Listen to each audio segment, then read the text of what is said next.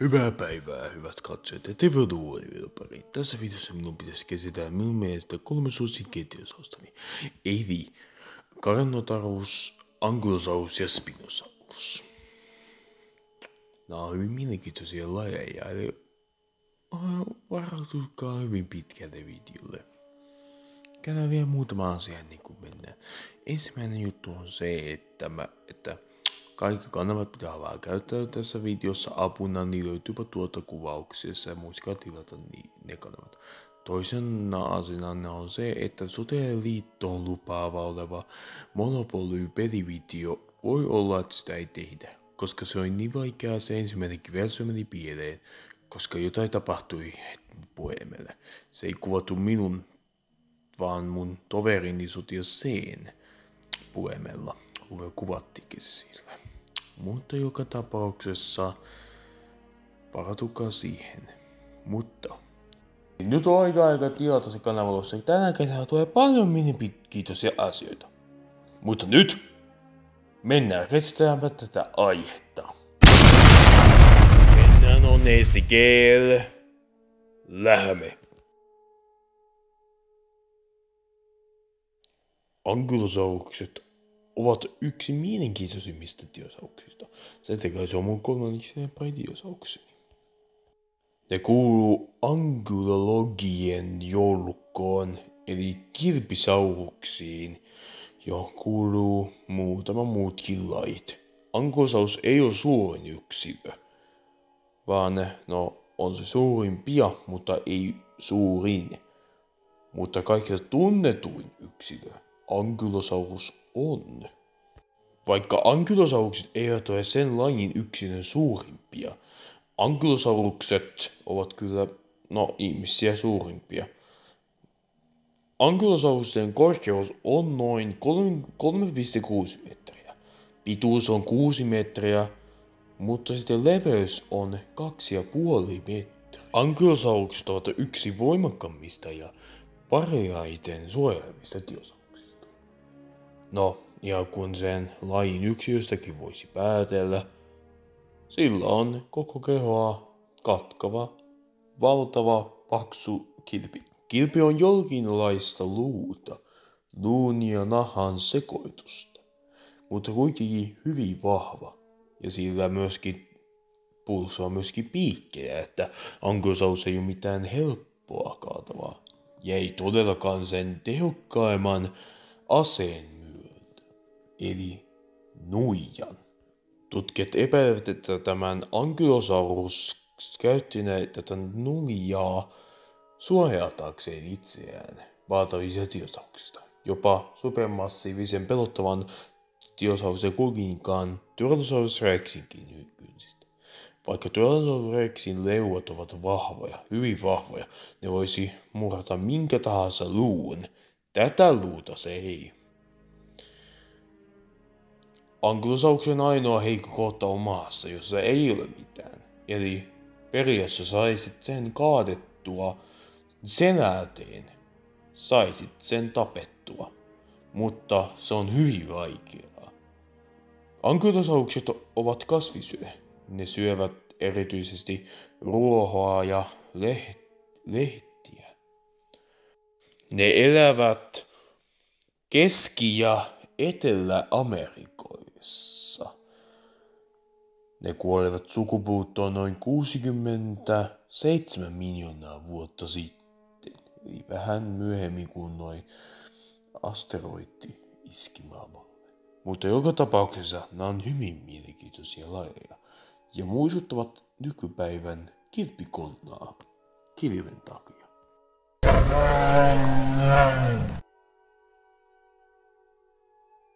Carnotaurus latinalaisesta nimetään Carnotus clatters, joka tarkoittaa nätisti sanottava suomeksi lihasyöjä härkää, johtuen sen aika härkäväisistä sarvista. Carnotaurukset olivat erittäin nopeita. Ne pystyvät juoksemaan nopeammin kuin mopo. Ne pystyvät juoksemaan jopa 59,5 kilometrin tuntinopeudella, joka on huomattavasti nopeampi kuin vaikka edellisessä mainittu Ankylosaurus, joka pystyy juostamaan noin 6-12 kilometriä tunnissa. Carnotaurus söi sitä paljon pienempiä olevia dinosauruksia ja muita eliölajeja, tai haaskoja, tai parhaimmassa tapauksessa jo valmiiksi haavoittuvaisissa olevia. Carnotaurukset eivät syöneet ihan haaskoja. Ne söivät vaan tuoretta haaskaa, kun se olisi vielä pehmeää. Sillä Carnotaurus oli erittäin heikko leuointaan, ja sillä ei ollut lähellekään sellaista purvoimaa, jota olisi tarvittu sen vähän vanheutuneen mänätyneen ruumiin syömiseen. Sen takia se söi korkeimmiltaan sitä pienempiä olevia eliöitä. Sen kallo oli erittäin kehittynyt pienenten eläinten nialaisuun. Eli siis se otti niiden päästä tai mistä muuallataan, ja sitten se vaan heitti nehän sen suuhun, pureskeli aikaa ja sitten nialaisi. Carnotauruksella oli erittäin pienet silmät ja erittäin pienet hampaat, mutta silmät olivat erittäin kehittyneet. Ne pystyivät näkemään kauas. Ei kuitenkaan niin kauas kuin se saurusten kuningas Tyrannosaurus Rex. Mutta kyllä ne pystyivät elämään. Carnotauruksen vahvuuksia oli erittäin sen nopeus ja sen kevyys. Vaikka sen kokoinen dinosaurus pitäisi painaa vähän sen 6 tonnia, Carnotaurukset olivat erittäin laihoja ja erittäin kevyitä. Carnotauruksilla oli erittäin pitkä ja hoikka häntä ja hyvin tikkumaiset jalat ihan kuin gepargilla, joka mahdollisti nopean vauhdin kehittymisen niin, että se pystyy tasapainottelemaan. Joidenkin lähteen mukaan ne olisivat jopa syöneet poikasia, eli ne olisivat ottaneet nopeasti munan, vieneet sen jonnekin ja sitten syönyt sen. Vaikka Carnotaurukset olivat erittäin heikot kuin kaikki muut sen olevat lajit, nopeus oli se, mitä sitä pelättiin. Carnotauruksen korkeus oli noin 3,7 metriä. Pituus oli noin 8,1 metriä. Leveys oli 50 senttimetriä, mutta paino oli 2 tonnia, joka on huomattavasti pienempi kuin edellisessä mainittu Ankylosaurus, joka ovat noin 10 tonnin luokkaa. Eli Carnotaurus oli erittäin nopea. Ehkäpä sen takia Carnotauruksen pienen, mutta hyvin kevyen kehon myötä ne pystyi varastoimaan vettä paljon paremmin, niin että ne selvisivät auringon kuumuudelta paremmin kuin sen ajan muut sen kokoiset dinosaurukset, jotka olivat paljon massiivisempia kuin Carnotaurus. Mutta se, mitä Carnotauruksella kaikista helpoiten huomaa sen erilaisuus muihin dinosauruksiin, oli sen erittäin pienet kädet, ihan kuin Tyrannosaurus Rexillä. Tyrannosaurus Rexillä kädet olivat edes jotenkin tavalla vielä toiminnassa, mutta Carnotauruksia ei todellakaan ollut toiminnassa. Ne oli sivuttain ja niitä ei käytetty koskaan. Tutkijat eivät tiedä, mitä tarkoituksesta niiden käsillä on ollut. Ehkä ne kädet olivat sivussa sen takia, että se jotenkin tavalla parantaisi kiihtymistä nopeaa vauhtiin, koska ne kädet olivat myöskin melko littavat. Joka tapauksessa ne elivät Pohjois-Afrikassa ja Etelä-Euroopassa. Etelä-Euroopassa Etelä-Espanja, Etelä-Portugali, Etelä-Italia ja muutamissa osissa Kreikkaa. Ja myöskin Pohjois-Afrikassa olevat Saranan autiomaalla ja sen ympärillä alueella. Mielenkiintoinen tieto on se, että Karnotaruksen nimi tai sen nimi, että ei ollut vaan härästä, vaan myöskin Kreikan mytologiassa olevasta Minotauruksesta. Minotaurus oli lyhyeksi sanottuna demoninainen härkäolento, mutta tästä asiasta voidaan puhua vasta seuraavissa videoissa. Ongengon Taurus.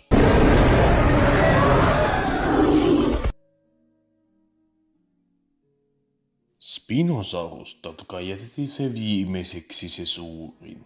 Spinosaurus kuului Spinosauruksiin, johon kuului myös muutama muitakin lajeja. Paitsi kaikki Spinosauruksia olevat lajitoverit ovat paljon pienempiä. Toiseksi suurin ei ole läheskään edes 5 metriä korkea, ei edes pitkäkään. Niin että Spinosaurus on lajinsa suurin edustaja. Spinosaurukset olivat hyvin suuria eliöitä. Itse asiassa ne ovat jopa niin suuria, että niitä ollaan jopa sanottu koko maapallon suurimmaksi maapedoksi. Sen korkeus oli noin 6,3 metriä. Pituus oli jopa 18,20 metriä ja leveys oli metrin. Eli se ei kyllä ole mikään valhe, kun mä sanon. Se oli kaikissa suurin lihasyöpeto maalla. Mutta tämä on vähän virheellinen, että maalla se eli myöskin vedessä. Itse asiassa tutkimusten mukaan se eli jopa puolet koko sen elämästä. Ja lähes puolet koko elinajastaan veden äärellä. Ne söivät elämäkseen kaloja ja muita veden antimia. Mutta saattoivat myöskin saalistaa myöskin kuivalla maalla muita dinosauruksia. Niiden nokka on erityisesti tottunut kalojen nialaisuun. Hiukan samalla tavalla kuin Karnotaurus, paitsi ne ensin pureskeli ja sitten nialaisi sen ilman, että ne heitti sitä. Tai jossain tapauksessa ne saattoivat myös, mutta mistä minä olisin voinut tietää, että mitä yksilöllisiä ne ovat, kun niitä ei ole mitään tieteellisiä tutkimuksia tai havaintoja, prosentsia. Että voitte jo itse miettiä, että minkälaisia kompromisseja sieltä oli, että en minä tiedä näitä asioita. Mutta joka tapauksessa jatketaan. On virheellistä sanoa, että se on suurin maalla elävä, koska se ei myöskin vedessä. Mutta kun se elää myös maalla, niin periaatteessa voisi sanoa. Mutta joka tapauksessa jatketaan. Yksi mielenkiintoisimmista asioista Spinosauruksen mysteerissä on sen valtava selkäpurje. Sen mystinen selkäpurjen suurin luun tai sen osan koko on 2 metriä. Niin, se on lähes ihmisen kokoinen, mutta mitä hyötyä siitä olisi ollut? Kukaan ei tiedä. Ehkä se käytti sitä vientämiseen tai uintiapuna, kun se välillä ui vähän kuin hai tai Godzilla tai en minä tiedä. Spinosauruksen selkäpurje on yksi Spinosauruksen suurimmista mysteereistä. Eli siis Jurassic Parkissa 3. esiintyvä, kun Tyrannosaurus Rex ja Spinosaurus taistelevat toisesta kanssa, niin on melko virheellinen. Oikeasti ne molemmat asuvat aivan toisella puolella. Spinosaurus eli tuolla Pohjois-Afrikassa ja Tyrannosaurus Rex Pohjois-Amerikoissa. Niin tämä juttu on vähän virheellinen. Spinosaurus on hyvin mielenkiintoinen.